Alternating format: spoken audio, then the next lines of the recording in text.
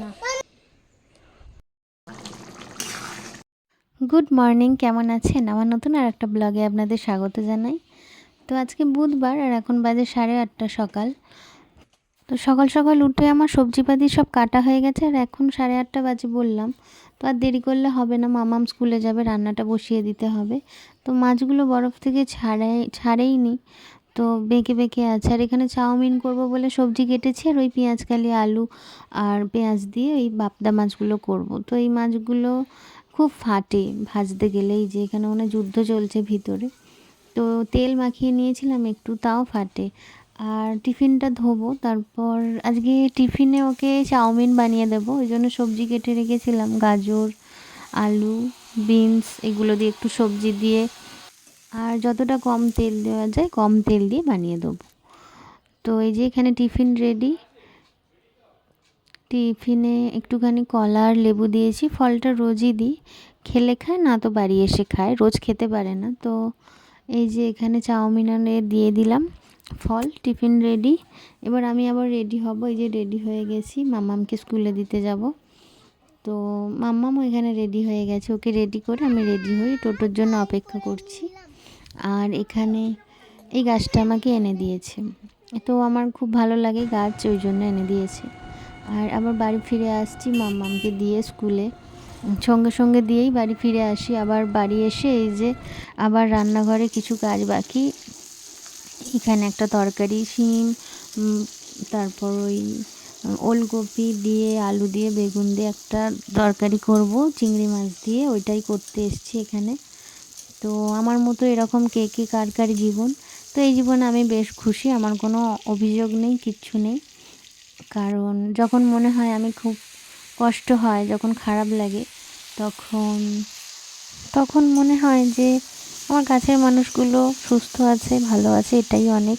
কত মানুষ ভালো করে দুবেলা দুমুঠো খেতেও পায় না, ভালো করে শোয়ার জায়গা নেই, ঘর নেই, বাড়ি নেই, সেই তুলনায় তো আমি অনেক ভালো আছি। ভগবান যা দিয়েছে তাতেই খুশি থাকতে হয়। তো এই নিয়ে আমার কোনো অভিযোগ নেই। খাওয়া দাওয়া করে তরকারিটাও হয়ে গেল, তো ওপর এসছিলাম, এসে দেখি খুব রোদ এখনও। এই গাছগুলো জল দেবো বলে একদিন ছাড়া দিই, খুব ছোট গাছ তো, রোজ দিলে গোড়া পচে যেতে পারে, ওই জন্য একদিন ছাড়া দিই। তো এসে রোদ দেখে একটু বিরক্তই লাগলো, কারণ আমাকে আবার আসতে হবে, এখন তো দেওয়া যাবে না। তো এখন আমি নিচে চলে যাই।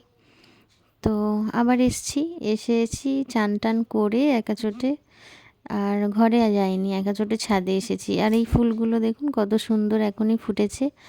আর এই ছোট ছোট শিউলি ফুলগুলোর এখনই কি সুন্দর একটা মিষ্টি গন্ধ বেরোচ্ছে। তো না জানি অনেক ফুল হলে কতই না কত গন্ধ হবে। আমি এখানে আসতে একটা সুন্দর গন্ধ পেলাম। আর অনেক ফুল হবে যখন গাছগুলো বড় হবে, তখন কত ভালো হবে। তো ওই মাটিগুলো আমি একটু খুঁড়বো, খুঁড়ে জল দেব। আসলে আপনি যতক্ষণ পারবেন কাজ করে যাবেন, তাহলে আপনার মাথায় কুবুদ্ধি কুচিন্তাগুলো কম আসবে। আর আপনি যতক্ষণ করতে পারবেন, কাজ করে যেতে পারবেন,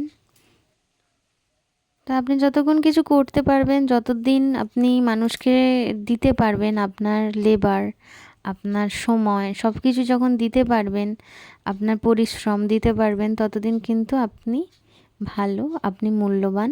আর যেদিন থেকে আপনি দিতে পারবেন না, সেদিন কিন্তু আপনার কোনো মূল্য থাকবে না, আপনার কোনো গুরুত্ব তাদের জীবনে আর থাকবে না। এটা খুব কঠিন বাস্তব, এটাই সত্যি কথা। তো আপনি যাদের জন্য এতদিন করে এলেন, 5 বছর হোক, 6 বছর হোক, 10 বছর হোক, 15 বছর হোক, আর 30 বছর হোক, যেই দিন বা যেই ক্ষণ থেকে আপনি বলবেন আপনি আর করতে পারবেন না, বা আপনার আর আমি আর পারছি না, সেদিন থেকে কিন্তু তারা অন্য অপশান খুঁজে নেবে। সেদিন থেকে কিন্তু আপনার আর কোনো মূল্যই থাকবে না। এতদিন যে করে এলেন তার কোনো কিন্তু মূল্য নেই। তো আপনি যত দিতে পারবেন ততই ভালো। সেই দিনই বলবে করতে পারবে না, দরকার নেই, করার দরকার নেই, করতে পারবে না। কিন্তু এই দরকার নেই কথাটা যখন যখন দরকার ছিলই না, তাহলে এতদিন সাহায্য বা হেল্প নিলেই বা কেন? এতদিন তার লেবারটা এনজয় করলেনই বা কেন? বা এতদিন যে করে এলো তাকে থামিয়েই বা দিলেন না কেন? যে থেমে যাও, তুমি আর করো না, তুমি অনেক করেছো। না, করবে না, এটা কিন্তু হবে না। আপনাকে করে যেতে হবে, কিন্তু আপনি যেদিন না বলবেন সেদিন থেকে আপনি খারাপ। তো ঠিক আছে, এগুলোই ঠিক আছে। তো আমি আমার জন্য আমি আমার মতো থাকি, একা একা থাকি। তো বাড়িতে তো কেউ থাকে না, মাম্মাম স্কুলে চলে যাওয়ার, বাপি থাকে না, আর আর সব আর নিজের মতো।